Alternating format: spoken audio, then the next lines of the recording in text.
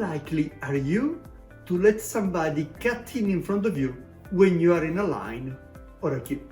My name is Giuseppe Conti, I'm a business school professor and the founder of Conti Advanced Business Learning, a company that specializes in negotiation and influencing.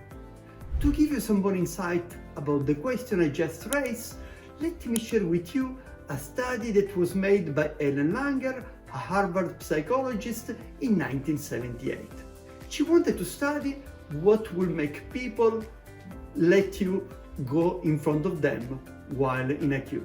So she did the experiment in front of photocopy machine.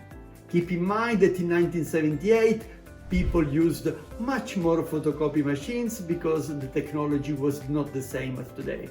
So the way she did it is she artificially put out of order a number of photocopy machines so that there was a longer queue to make photocopies.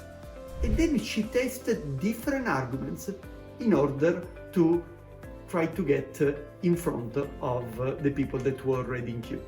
Now, when people will make just a basic request, I have 5 copies, can I use the machine? Then the acceptance rate was 60%. When people will make a stronger explanation using the word because, like, can I use the machine because I have to make 5 copies for Professor Uri and the class starts in 5 minutes, then the acceptance rate went up to 94%. But the interesting part of the research is that when people gave a weak explanation using the word because, still the acceptance rate was quite high.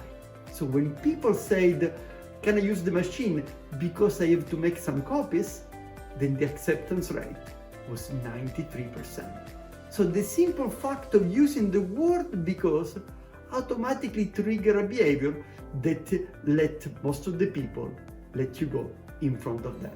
By the way, the study was done with 20 copies rather than 5 copies. And in this case, the gap between a weaker explanation and a stronger explanation became wider. So how can you apply this learning to your life to be better influencer?